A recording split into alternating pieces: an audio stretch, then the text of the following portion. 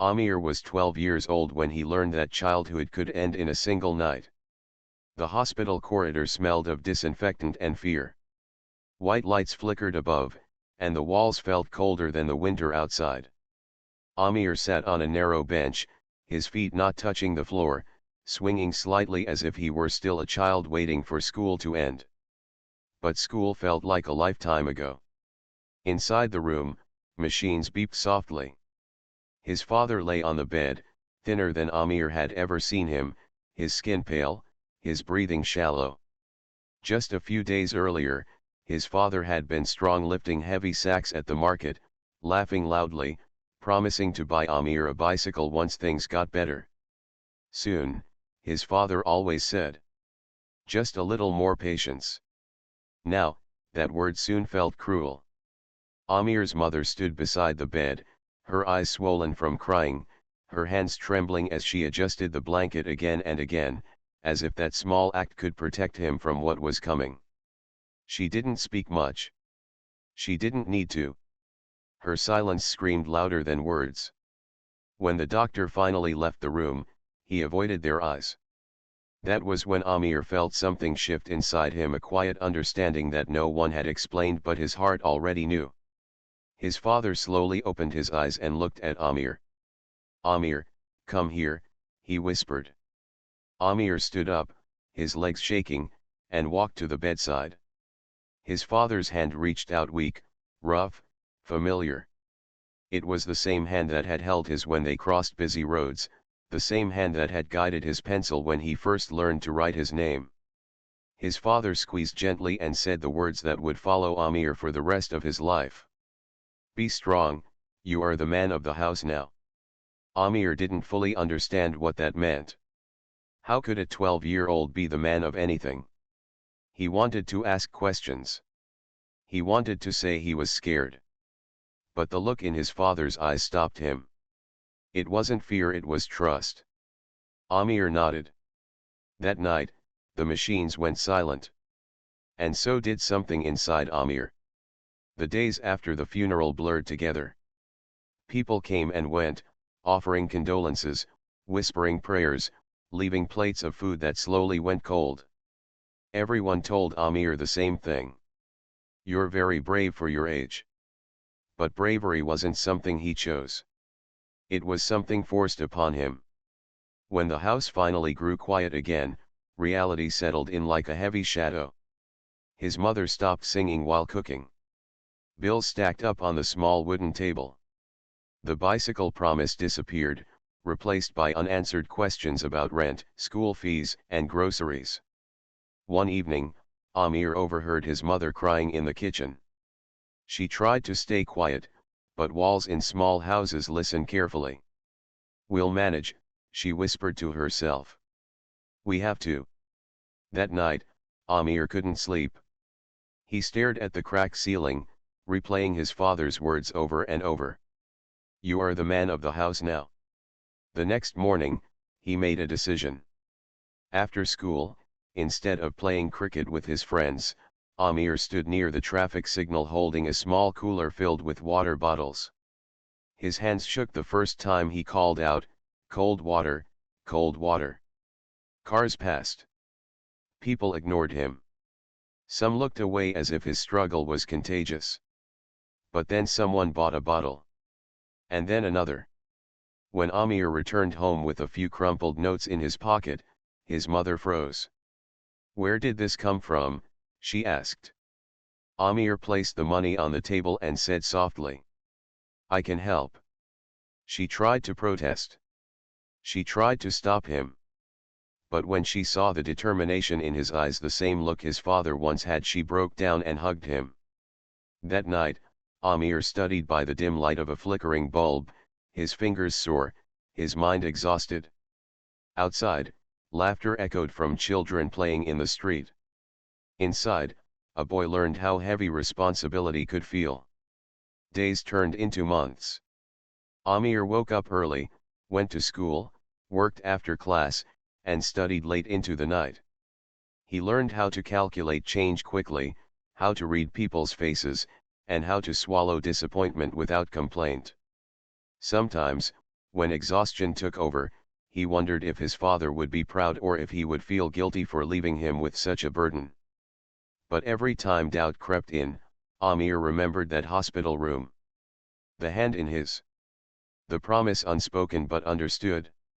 And so, at 12 years old, Amir stopped dreaming like a child and began surviving like a man. By the time Amir turned 16, life had taught him lessons most adults never fully learned. His mornings began before sunrise. The call to prayer echoed through the narrow streets as he quietly rose from his thin mattress, careful not to wake his mother. He washed his face with cold water, the chill reminding him that sleep was a luxury he could no longer afford. By the time the sky began to lighten, Amir was already dressed for school, his uniform neatly pressed, though worn thin at the elbows. School was the only place where he allowed himself to feel normal. In the classroom, Amir sat in the front row, his notebook filled with clean handwriting and carefully drawn diagrams. Numbers made sense to him. Science excited him. For a few hours, he wasn't a struggling provider, he was just a student with potential. His teachers noticed. One afternoon, after class, Mr. Rahman called him aside. "Amir," he said gently, "have you ever thought about college?" Amir lowered his eyes. "We can't afford it, sir." Mr. Rahman studied him for a moment, then smiled. "What if I told you there might be a way?" A week later, Amir sat in the principal's office, his heart pounding. Papers lay on the desk, scholarship forms. His name was written clearly at the top. "You've earned this," the principal said. "But the college is in the city. It won't be easy." That night, Amir walked home slowly, the papers clutched tightly in his hands. The city felt far away, not just in distance, but in fear. College meant opportunity. It also meant leaving his mother alone. When he reached home, his mother was kneading dough for dinner. Her hair had more gray than before. Her cough, though quiet, lingered longer each day. He placed the papers on the table. She read them carefully, her fingers tracing each line as if afraid the words might disappear. "You should go," she said. Amir's chest tightened. "I can't leave you." She looked at him, then really looked, and smiled, the kind of smile mothers wear when they're hiding pain. "I didn't raise you to stay small because of fear," she said softly. "Your father dreamed of this, even if he never said it." That night, Amir heard her coughing behind the closed door. He sat on his bed, fists clenched, wondering how love could hurt this much. The city was loud, crowded, and unforgiving. Amir rented a tiny room near the college, bare walls, a single bulb, and a mattress that smelled of dust. The scholarship money was promised, but delayed. Days passed. Rent was due. His stomach often stayed empty. At night, he worked washing dishes at a roadside restaurant. His hands cracked from soap and cold water. The owner shouted often, but paid little. "Be grateful," the man said. "Others would take your place." Amir was grateful. Or at least, he pretended to be. During lectures, his eyelids grew heavy.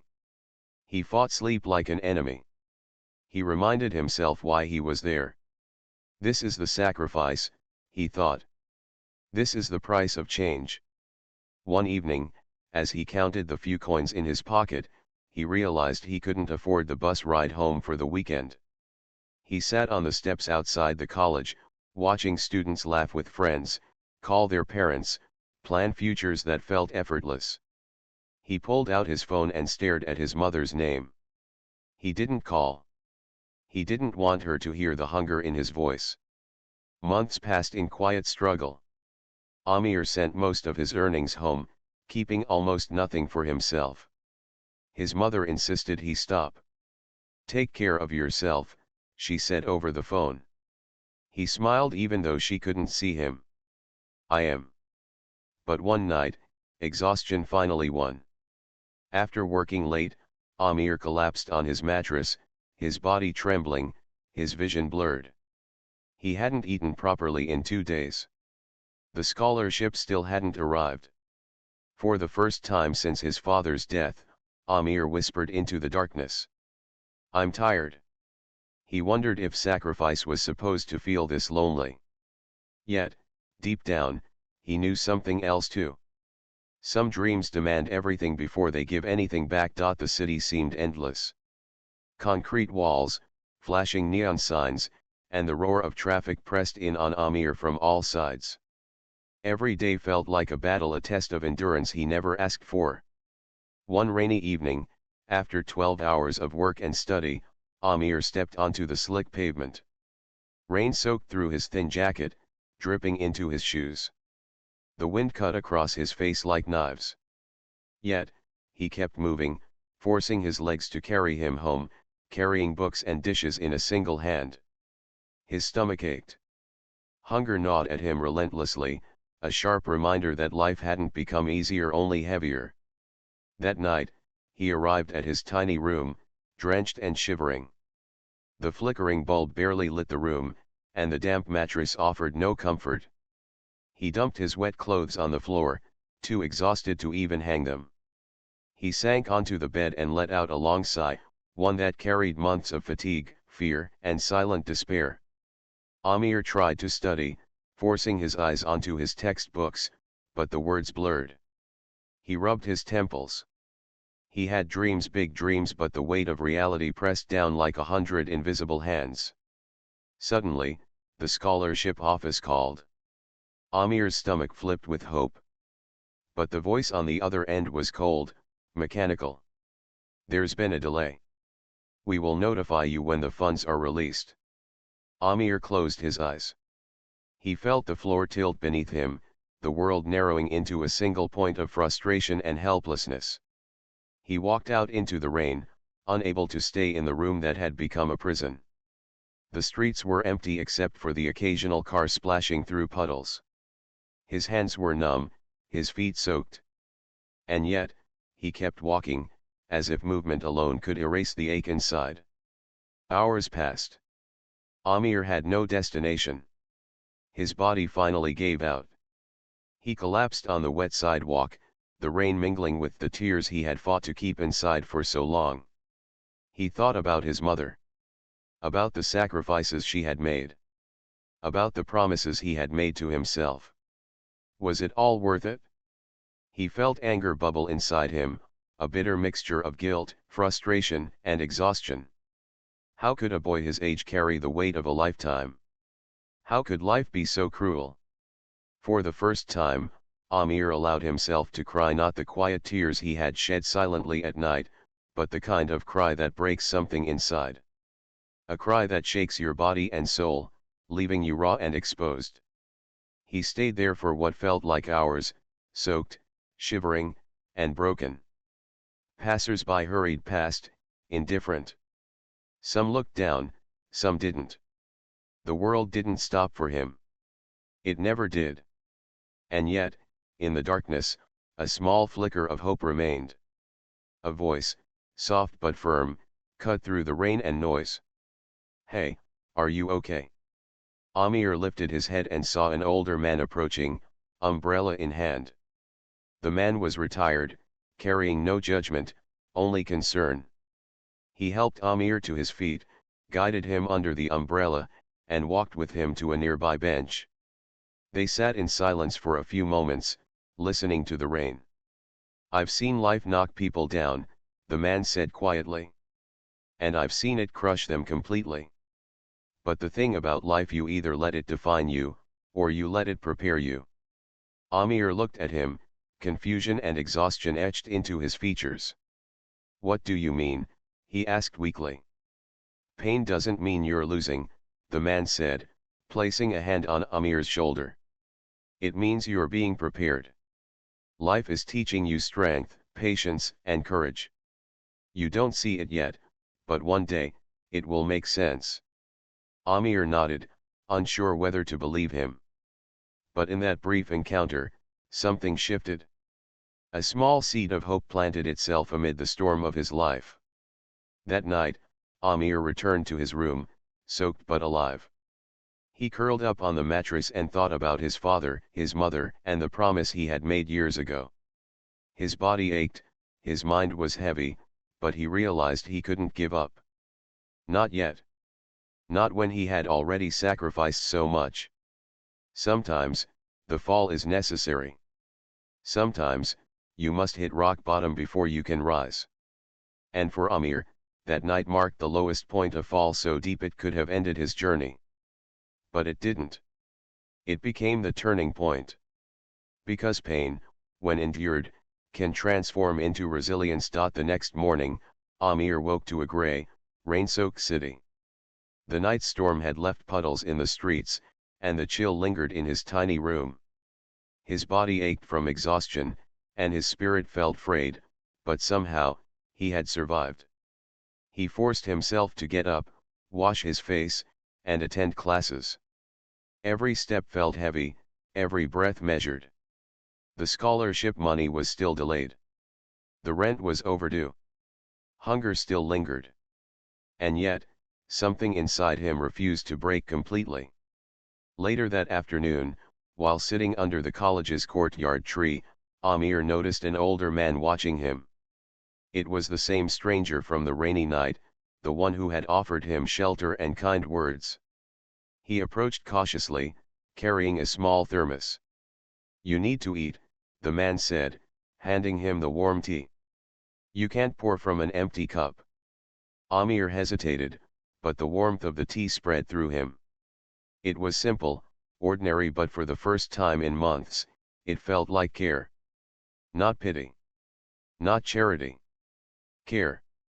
The man introduced himself as Mr. Farouk, a retired teacher who volunteered at the city library and mentored struggling students. He had seen Amir sitting alone for weeks, watching the boys struggle silently. "You remind me of someone I once knew," Mr. Farouk said with a smile. "A young man who wanted to change his life but thought the world had already decided his fate. You have fire, boy. Don't let it go out." Amir listened, unsure how to respond. He had grown used to the world being indifferent, to kindness being rare. Yet, Mr. Farouk's words reached a part of him that hunger and hardship hadn't touched: hope. Over the next few weeks, Mr. Farouk became a mentor, a guide, and in some ways, a friend. He helped Amir organize his study schedule, introduced him to library resources, and even lent him small amounts to buy food when money ran out. One evening, after long hours of studying, Mr. Farouk placed a hand on Amir's shoulder. "You've been carrying too much alone," he said softly. "Sometimes, help doesn't make you weak. It makes you stronger." Amir realized how much he had been holding back, not just fear, but pride, guilt, and shame. He had thought asking for help was surrender. Now, he understood it was courage. Then, the day came when the scholarship finally arrived. Amir stared at the notification on his phone in disbelief. He read it over and over, tears welling in his eyes. The money would cover his tuition, books, and part of his living expenses. The weight of survival suddenly felt lighter, not gone, but lighter. That night, he called his mother. She answered on the first ring, her voice soft with worry. I got it," Amir said, barely able to speak through the emotion. "You did?" Her voice trembled. "Oh, my son. I couldn't have done it without some help. And I kept going, just like I promised." She cried softly on the other end. "You've made me proud every single day, Amir. Your father would be proud too." For the first time in years, Amir allowed himself to believe that his sacrifices were not in vain.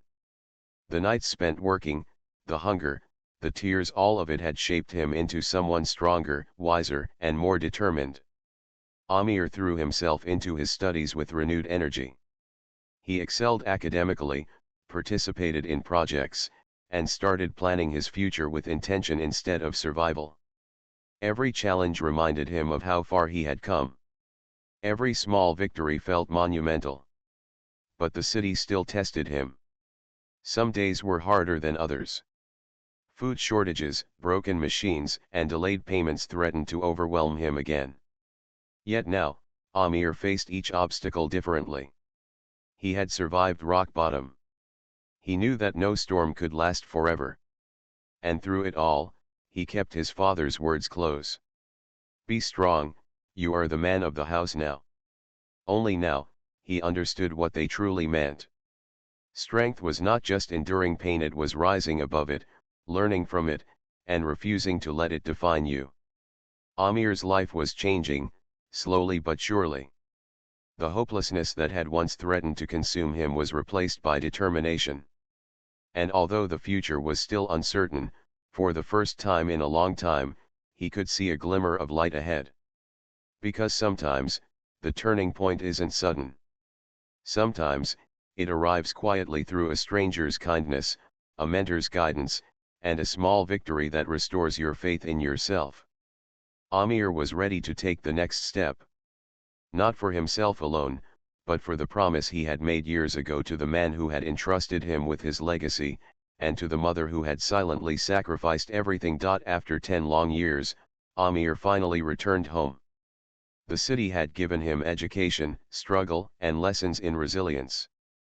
But nothing had prepared him for the sight of the small house tucked between narrow lanes, unchanged yet filled with memories.